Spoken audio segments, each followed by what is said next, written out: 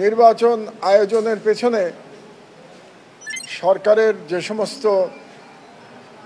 অংশ ভূমিকা পালন করেছিল তাদের সম্পর্কে আমি কালকে বলেছিলাম।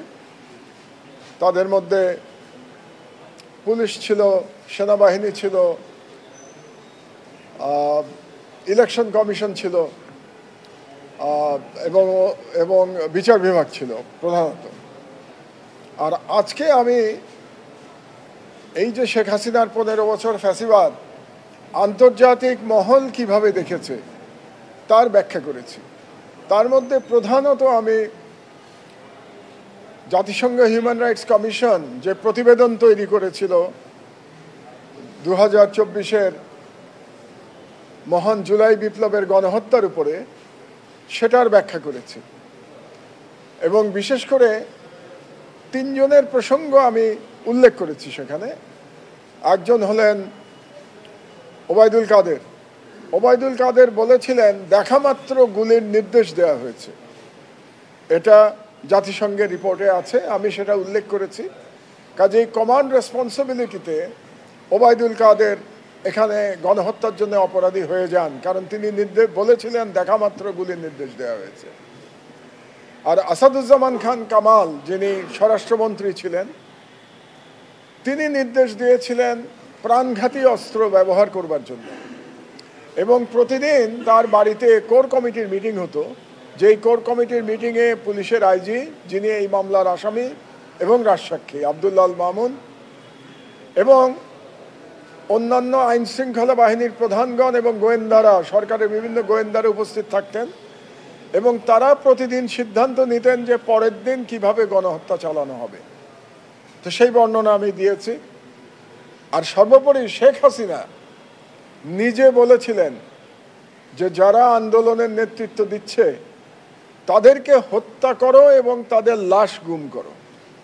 কতটা ভয়াবহ একজন সরকার প্রধান হতে পারে যে সে সন্তান তুল্য ছাত্রদের কথা বলছে হত্যা করবার জন্যে এবং তাদের লাশ গুম করবার জন্যে।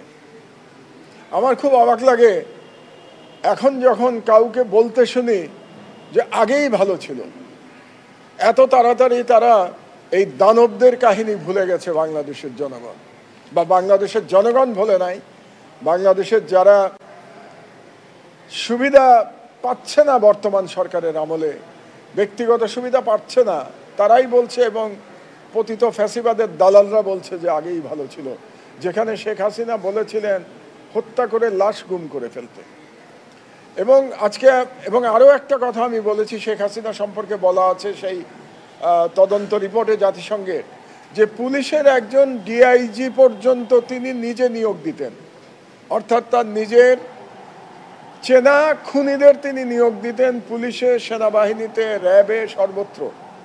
এভাবেই তিনি বাংলাদেশে ফ্যাসিবাদ কায়েম করেছিলেন এবং সারা বিশ্বে এটা এখন প্রমাণিত হয়ে গেছে যে বাংলাদেশ একটা ফ্যাসিস্ট রাষ্ট্র ছিল এবং শেখ হাসিনা একটা ফ্যাসিস্ট প্রধানমন্ত্রী ছিলেন, যিনি ভারতের নির্দেশে কাজ করেছেন, বাংলাদেশকে একটি উপনিবেশে পরিণত করেছিলেন। তিনি ভারত থেকে 1981 সালে বাংলাদেশে এসেছিলেন এবং বাংলাদেশের সম্পূর্ণ রাষ্ট্র ব্যবস্থা ধ্বংস করে দিয়ে 2024 সালে আবার সেই ভারতেই পালিয়ে গেছেন। আর আমি আরেকটা কথা আজকে খুব জোরের সাথে বলেছি যে মায়ের বুক খালি হয়েছে, যে পিতা সন্তান হারিয়েছেন, তারা এই ট্রাইব্যুনাল দিকে তাকিয়ে আছেন। তারা রিভেঞ্জের জন্য তাকিয়ে নাই, তারা ন্যায় বিচারের জন্য তাকিয়ে আছেন, যাতে করে এমন ন্যায় বিচার প্রতিষ্ঠিত হয় এখানে, সেই ন্যায় বিচারের মাধ্যমে বাংলাদেশে আর কখনো কোনো ফ্যাসিস্ট শাসক ফিরে আসার পথ রুদ্ধ হয়ে যায়। এবং আমি আমার বক্তব্যের শেষে জানিয়েছি যে বাংলাদেশের একজন সচেতন নাগরিক হিসেবে এবং একজন বর্ষিয়ান নাগরিক হিসেবে আমি ট্রাইব্যুনালকে সাহায্য করতে এসেছি, সহায়তা করতে এসেছি। 15 বছর ধরে আমি যে ফ্যাসিবাদকে দেখেছি তার বিশ্লেষণ দিয়ে আমি সহায়তা করছি ট্রাইব্যুনালকে, যাতে তারা ন্যায় বিচার করতে পারেন। আমি খুব কৃতজ্ঞ ট্রাইব্যুনালের মাননীয় বিচারপতিদের প্রতি যে তারা ধৈর্য সহকারে আমার এই দীর্ঘ সাক্ষ্য শুনেছেন এবং ধৈর্য সহকারে দীর্ঘ জেরাও শুনছেন, এবং আমি ডিফেন্স লয়ারকেও কনগ্রাচুলেট করছি যে তিনি খুবই প্রফেশনালিজমের সাথে তিনি আমাকে জেরা করছেন, এবং তাতে আমার এই বয়সে একটু কষ্ট হচ্ছে। আজকে 2 দিন কন্টিনিউয়াসলি আমাকে সাক্ষ্য এবং জেরা দিতে হচ্ছে, যা মিডিয়ার যারা ভিতরে ছিলেন তারা দেখেছেন, এবং কালকেও এটা অব্যাহত থাকবে। আমি ক্লান্ত হয়ে পড়ছি, কিন্তু আগেই বলেছি যে আমি ন্যায় বিচারের জন্য সহায়তা করতে চাই। কাজে আমার ব্যক্তিগত যতই কষ্ট অসুবিধা হোক না কেন, আমি অফিসে কাজও করতে পারছি না, পত্রিকা অফিসে হলেও আমি মনে করছি এটা নাগরিক হিসেবে আমার কর্তব্য তাদের সব প্রশ্নের জবাব দেওয়া এবং জেরার মুখোমুখি হওয়া। দ্বিতীয় বিশ্বযুদ্ধের একটা প্রসঙ্গ তুলেছেন, নেভার এগেইন। জি, কি বলেছিলেন? আমি যেটা বলেছি যে দ্বিতীয় বিশ্বযুদ্ধে আমাদের মনে আছে যে হিটলার তার দেশে কমিউনিস্ট এবং ইহুদিদের গণহত্যা চালানোর জন্যে তার গণহত্যা চালিয়েছিল, এবং চালানোর পরে যখন সারা পৃথিবী জানতে পারলো যে সেই দেশে কি ধরনের জুলুম চালানো হয়েছে, কিভাবে গণহত্যা চালানো হয়েছে, কয়েক মিলিয়ন জার্মান নাগরিককে হত্যা করা হয়েছে, তখন সারা পৃথিবী বলেছিল যে আর যেন কখনো এরকম দানবের আগমন না ঘটে। নেভার এগেইন বলার কথাটাই ছিল এই ধরনের গণহত্যা আর যেন কখনো না হয়। তো আমি সেই প্রেক্ষাপটে বাংলাদেশে বলেছি যে শেখ হাসিনাও একজন ছোটোখাটো হিটলার ছিলেন, হিটলারের মতো ক্ষমতা তার ছিল না, কিন্তু মানসিকতায় তিনি হিটলারকে ছাড়িয়ে গিয়েছিলেন।